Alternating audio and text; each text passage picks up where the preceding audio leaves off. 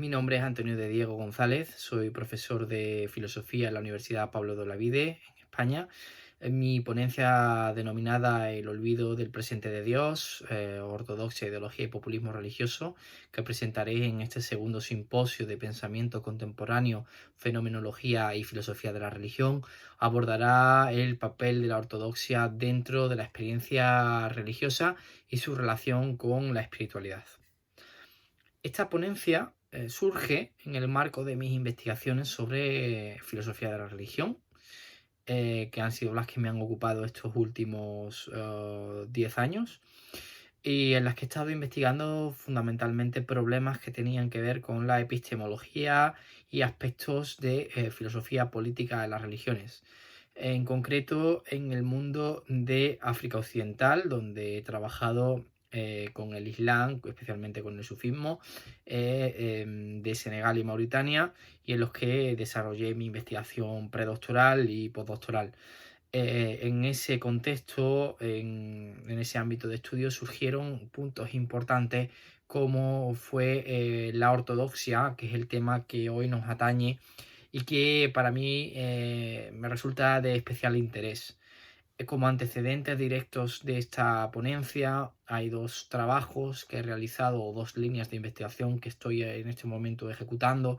Una, la que el año pasado concluí sobre populismo religioso con mi libro Populismo Islámico, publicado en la editorial Almuzara de Córdoba, en el que de una forma sustancial trataba el problema de la ortodoxia en el ámbito islámico, que no es un tema sencillo, como después intentaré mostrar. Y por otra parte, una lectura profunda de Raymond Panikkar que estoy realizando en estos momentos como investigación principal, y las lecturas complementarias de dos autores que para mí ejercen o sobre mí ejercen una importancia capital, como son Joseph Campbell con toda la teoría del mito y Carl Gustav Jung con sus análisis sobre mitología y ritualidad, que me han inspirado y que esta ponencia pues le debe mucho a estos tres autores. Esta ponencia parte fundamentalmente de la motivación por comprender pues, el hecho de la ortodoxia y especialmente conocer sus mecanismos de acción, conocer e intentar dar una explicación filosófica a cómo la ortodoxia se ha, digamos, aposentado, ¿no? Porque esta ponencia intenta, partiendo principalmente pues, de los planteamientos del filósofo y teólogo indocatalán Raymond Panikkar, caracterizar pues, de una forma sintética la ortodoxia dentro pues, de la experiencia religiosa, especialmente con su triple relación con la revelación, teofanía, el mito y el rito, que sería el aspecto quizás más antropológico, más lo que la literatura antropológica ha señalado más. Por otra parte, también analiza su estatus filosófico, los problemas filosóficos y ontológicos que presenta la ortodoxia dentro de la vivencia de la espiritualidad, o desde un punto de vista de la antropología filosófica, ambos. Y por último, analizar también el impacto que ha tenido desde un aspecto pues más desde la filosofía política.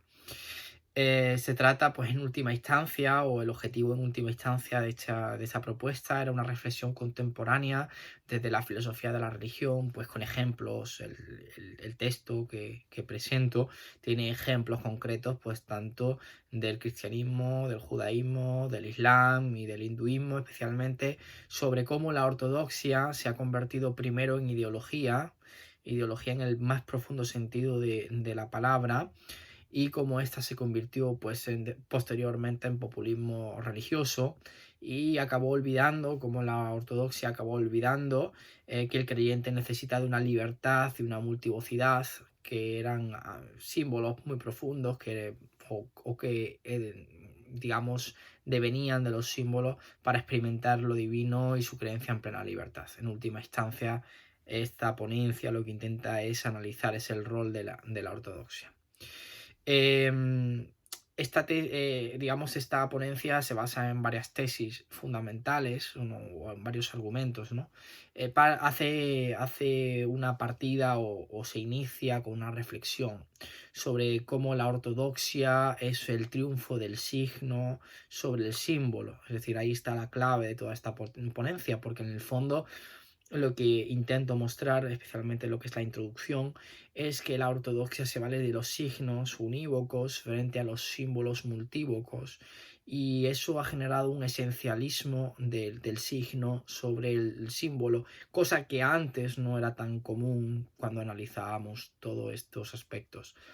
De hecho, en la ortodoxia, la teofanía, es la manifestación de lo divino, no tiene apenas lugar, más que un aspecto casi narrativo, frente a la teofanía simbólica que hay en una vivencia de la espiritualidad no ortodoxa, lo que llamaríamos heterodoxo o misticismo, ¿no? Por otra parte, la ponencia se articula en tres grandes tesis, ¿no? Tres grandes argumentos o grandes análisis, ¿no? Que son los problemas. El problema antropológico, como habíamos dicho, pues la relación de la ortodoxia con la ortopraxis, o la tensión de la ortodoxia con la ortopraxis, entendiendo la ortopraxis como la recta práctica de los ritos y de los mitos en un mundo completamente desimbolizado, algo que han marcado, por ejemplo, autores como Jung, como Guénon, como Panikkar. Es ahí donde se ve fundamentalmente la relación con el poder, porque el poder ha colonizado el aspecto de la ortopraxis para convertirlo en ortodoxia. La ortopraxis, por ejemplo, no acepta un juicio moral tan fácilmente. No acepta porque depende de la intención del creyente, ¿no? Aquí, por ejemplo, yo traía a colación en el texto un hadith, que es un dicho del profeta Mohammed, sobre la acción. Y dice este hadith, que es un hadith canónico, porque se le reconoce dentro del corpus canónico de las escrituras islámicas, en el Sahih Muslim y el Sahih Bukhari, que ciertamente las acciones, el amal, se juzga por las intenciones, bil niyat, así que cada hombre tendrá lo que pretendía, ¿no?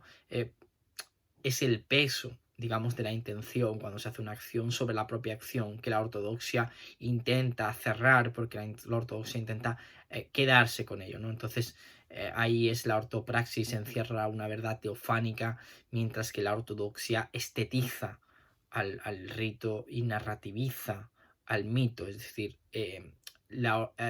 estetiza al rito en tanto ritual que se convierte en una performance, en un espectáculo sin valor teofánico o hierofánico en el lenguaje de Eliade, y narrativiza el mito al quitarle la capacidad de ser multívoco, al quitar la capacidad de evocar, se convierte en una narración literaria, el mito se convierte en literatura en vez de una realidad vivida. Yo creo que esto es un problema que muy bien en libros como Mito y Fe y Hermenéutica del filósofo catalán Raymond Panikkar se ha visto muy bien, ¿no? Es un problema muy serio. Este sería el primer punto. La ortodoxia intenta que la ortopraxis se coloque por debajo, teniendo esa ortodoxia pues realmente como la correcta opinión, ese corpus racional, quizás, esa construcción racional. Después habría un problema que para mí es capital y es el centro de la ponencia, que es el olvido del presente de Dios, que es el problema filosófico. Es un problema en el que por qué, cómo se piensa desde la filosofía el tema del presente de Dios. Entonces, esto sí que es interesante porque, digamos, nos encontramos que la espiritualidad piensa en el eterno presente, es decir, la espiritualidad de las religiones, de las diferentes religiones que hay, pues piensa en un eterno presente, y esto significa vivir en el mundo en el mundo de Dios. Los místicos hablan de una suspensión del tiempo y en el espacio. En el ritual, si hay una transportación al rito, digamos, a lo que nosotros llamaríamos un tiempo y un espacio sagrado, pero en la ortodoxia eso se sustituye con un fuerte deseo de nostalgia, que es hacia el pasado, una nostalgia, un recuerdo del pasado, o un anhelo casi mesiánico, que es el problema de la proyección hacia el futuro. Y aquí nos encontramos con un gran debate. La ortodoxia siempre no pretende el presente, sino pretende un pasado para recordar lo que fue la Edad de Oro, o un futuro que promete un Mesías y una escatología, etc. Pero olvida lo importante que resulta para el creyente creer en el presente, plantear el presente. Por eso el título de esta ponencia.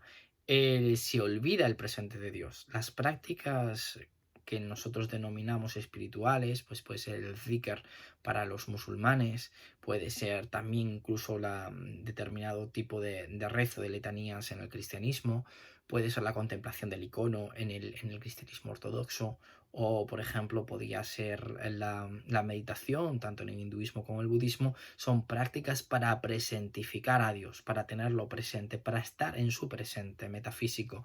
Y esto es importante porque no mucha gente piensa en esta característica. Es cierto de lo que decía el Raymond Paniker cuando habla del riesgo de la monodoxia, es decir, el riesgo que la ortodoxia tiene una tendencia muy grande a la monodoxia, que es pensar en esa clave, ¿no? Y ahí nos encontramos fundamentalmente que en ese sentido, en un tiempo pasado, en un tiempo presente, el rito y el mito se vacía de significado y se convierte, pues lo que habíamos dicho, la ortodoxia consigue doblegarlo. En el último punto sería el problema sociopolítico, que quizás desde la filosofía política encontraríamos el paso de la ortodoxia a la ideología religiosa, es decir, ceder tu libertad, entendida como tu libertad personal y especialmente pensado en sociedades postilustradas, ceder tu libertad por salvación, por una salvación frente al otro, es decir, por el exclusivismo, es el esencialismo de la verdad en un esencialismo epistemológico que se revela un esencialismo político. La ortodoxia cree, ya desde un punto de vista social y político, que tiene la verdad unívoca como tenía el signo. Ha cambiado el símbolo de la verdad, ha cambiado la comunión dialógica de la que habla Raymond Panikkar para hablar de la unívoca verdad, de la unívoca moral. Es el caso estándar prácticamente en las religiones institucionalizadas, así funciona. Se le cede la capacidad de experienciar lo divino a una autoridad o la persona que contiene o regula la doxa para que ellos administren poco a poco eso. Esto es muy interesante porque nos pone en un punto de determinar qué es la ortodoxia realmente, ¿no? Y en este caso yo traigo a colación un ejemplo que encontré durante la elaboración de mis primeras investigaciones y que me chocó, y fue en África Occidental. Hay un pensador religioso que es Ibrahim Niasse, que es quizás la figura más importante de la historia intelectual contemporánea en África Occidental, y encontrábamos una fuerte crítica de los sectores más ultraconservadores, más pretendidamente ortodoxos del Islam, de los llamados salafistas, contra él. Bien, el islamólogo alemán Rüdiger Sessemann, en su libro The Divine Flood sobre la comunidad de Ibrahim Niasse, explicaba que tras un análisis pormenorizado de la doctrina de Ibrahim Niasse, al que había sido acusado de herético, de desviado, etcétera, etcétera, al final el análisis de su doctrina nos daba que era una persona que cumplía lo que se llamaba la ortodoxia, mientras esos tremendamente ultraconservadores, aquellos ultraconservadores salafistas, no cumplían muchos puntos que la tradición consideraba. Aquí hay un problema de legitimidad, y es quién construye la ortodoxia, cómo se construye. En muchos espacios, que no son los occidentales, se ha construido después de los estados coloniales, con lo cual se ha determinado por una imitación fundamentalmente pues, de la Iglesia Católica o de determinados elementos occidentales, especialmente de la filosofía moderna. Y se ha construido una ortodoxia artificial que ha juzgado y se ha abocado la verdad unívoca. Aquí, por ejemplo, el islamismo, en el Islam, ha puesto en jaque a los musulmanes en este sentido, ¿no? Que entraría la idea de quién marca la ortodoxia. Y esto nos llevaría rápidamente al problema del populismo religioso, es decir, cuando ya esta ortodoxia llega a un punto, especialmente de una convergencia hacia un líder personal que cree tener la posibilidad de salvar a la gente, no desde un punto de vista escatológico, teológico, escatológico, filosófico, sino escatológico político. La comunidad está salvada por mí. La comunidad puede estar salvada por mí. Entonces, esto es una realidad que se está dando en muchos sitios, pues con el evangelismo radical, con el fundamentalismo islámico, con el nacionalismo hindutva, que se basan en ideas esencializadas en vez de experiencias con lo divino. Y aquí es donde entra el punto más controvertido, quizás es el tema de la violencia. Es un tema muy estudiado, es un tema de que yo he estado estos últimos años trabajando en profundidad, que ha sido el tema de la radicalización violenta por motivos religiosos. Y es que este es el problema en el que tenemos que identificar que es cuando la religión o cuando la ortodoxia se transforma en ideología. Y esa ideología, que es lo que llamaba Panikkar el eidos logos, en la palabra, digamos, la palabra como imagen unívoca, dice el mito y fe y hermenéutica, se convierte en un grave problema porque la persona que maneja una ideología, y él dice explícitamente, cuanto más perfecta es una ideología, dice Panikkar, más difícil es dialogar con ellos, ¿no? Y esto es realmente interesante, lo dice Panikkar por aquí, ¿no? Claro, porque les cito la cita que da Panikkar, ¿no? Panikkar decía esto siguiente: cuanto más perfecta es una ideología, menos tolerante es. Y esto se debe a que las ideologías llevan muy marcada su hoja de ruta moral y política. Y los seres humanos, digamos, los seres humanos les importa bien poco. Esto es importante para saber que el juego se desplaza, digamos, de la experiencia teofánica, que es el centro digamos, de la revelación, de la experiencia en el rito y el mito, para desplazarse hacia la moral, que es el centro de la ortodoxia, la moral y el control político. Imagínense cuán difícil esto es cuando se convierte en violencia. Y se convierte en violencia porque el ser humano intenta salvar por la fuerza a otras personas, imponer su verdad sobre otros. Y ahí aparece la violencia y todo el problema que esto conlleva. A las conclusiones que llego fundamentalmente son varias y además son abiertas para seguir esta línea de investigación.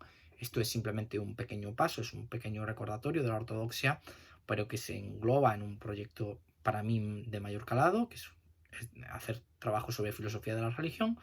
Y es decir, que la ortodoxia es un fenómeno pues tridimensional, pues tiene un aspecto antropológico, sociopolítico y sobre todo filosófico, aunque este no sea tan popular, y es el que yo he querido más enfatizar en esta ponencia que ustedes están escuchando. Fundamentalmente que la ortodoxia es digamos, la causante o la inductora de la crisis religiosa, de la crisis espiritual, de la que han hablado autores, por ejemplo, como Panikkar, como Jung, como Campbell, por un abuso de la doxa, de la opinión teológica que intentan racionalizar al extremo, y una desimbolización y desmitificación radical que ha llevado que el ser humano no sea capaz de llevarlo.